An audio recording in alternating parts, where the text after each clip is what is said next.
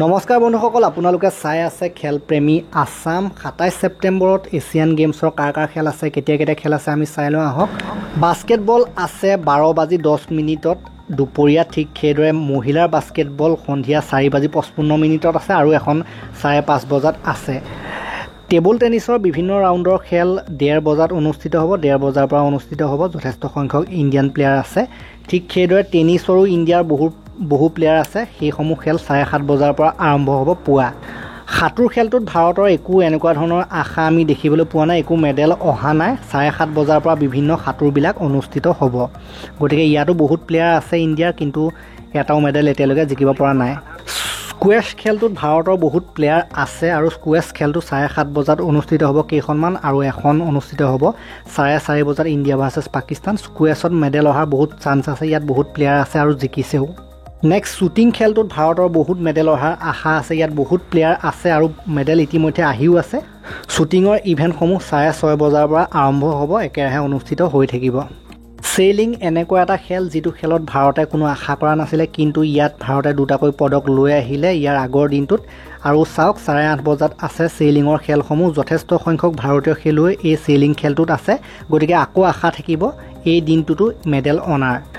পুৰুষ হকী টীমেতো নিজৰ গ্ৰুপ মেচবিলাক জিকিয়ে আছে, প্ৰবলভাৱে জিকি আছে। ঠিক সেইদৰে মহিলা হকী টীমে নিজৰ প্ৰথমখন গ্ৰুপ মেচ খেলিব 10:15 পুৱা ছিংগাপুৰৰ লগত। দেন ফেন্সিঙত ভাৰতৰ মেডেলৰ বহুত আশা আছে। ফেন্সিঙৰ খেলসমূহ পুৱা 6:30 বজাত অনুষ্ঠিত হ'ব আৰু লগতে 10:30 বজাত অনুষ্ঠিত হ'ব। দুইটাই মেডেল ইভেণ্ট হ'ব। ভাৰতৰ বহুকেইগৰাকী প্লেয়াৰ আছে, গতিকে মেডেলৰ আশা থাকিব। ঠিক সেইদৰে হেণ্ডবলৰ খেলসমূহ 4:30 বজাত অনুষ্ঠিত হ'ব। হেণ্ডবলত ইণ্ডিয়াই হংকং চাইনাৰ লগত খেলিব, গতিকে সেইখন ভাৰতৰ বাবে সহজ নহ'ব। হেণ্ডবলত ইমান দখল নাই ভাৰতৰ।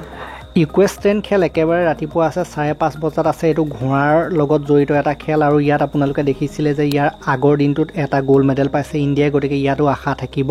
গতিকে কেইগৰাকী প্লেয়াৰে আছে, ছেদা বোলাজন ইয়াত আছে, আপোনালোকে দেখিছে হাজেলা বোলাগৰাকীও আছে, গতিকে ইয়াতো আশা থাকিব। দেন পুৱা 11:30 বজাত লিগ অফ লেজেণ্ডৰ ওপৰত ভিডিঅ' গেম হ'ব, অৰ্থাৎ স্পৰ্টছৰ খেল হ'ব ভিয়েটনামৰ লগত ইণ্ডিয়াৰ 11:30 বজাত। দেন ব্ৰিজ খেল হ'ব 6:30 বজাৰ পৰা। এইটো সন্ধিয়া 6:30 বজাৰ পৰা হ'ব ব্ৰিজৰ খেলসমূহ। আৰু চেছৰ কথা ক'বলৈ গ'লে চেছত মেডেল ইভেণ্ট আছে বহুতকেইটা আৰু ভাৰতৰ প্লেয়াৰো বহুত কেইগৰাকী আছে। 12:30 বজাত হ'ব দিনৰ চেছৰ খেলসমূহ। আৰু বক্সিঙত অসমৰ শিৱ থাপাৰ খেল আছে কাজাখস্তানৰ বক্সাৰৰ লগত দিনৰ 1:15 আপোনালোকে সময়টো মনত ৰাখক।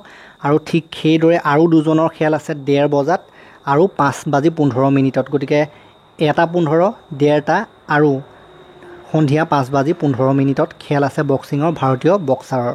চ' আমি আশা কৰিছোঁ যে শিৱ থাপাই ভাল কৰক। এইখন যিহেতু ৰাউণ্ড অফ 16, এইখন জিকি কোৱাৰ্টাৰ ফাইনেল পাওক, আৰু কোৱাৰ্টাৰ ফাইনেল জিকিলেতো ছেমি ফাইনেল পালে মেডেল ফিক্সেই হৈ যাব। কাৰণ আপোনালোকে জানে যে বক্সিঙত ছেমি ফাইনেলত হাৰিলেও মেডেল পায়, গতিকে শিৱ থাপাৰ বাবে ডাঙৰ এটা সুযোগ হ'ব এইটো। গতিকে আমি আশা কৰিম শিৱ থাপাই জিকক। গতিকে এই ভিডিঅ'টো ইমানেই আছিল। কি খেল হ'ব, কেতিয়া হ'ব আমি দিলোঁ খবৰটো।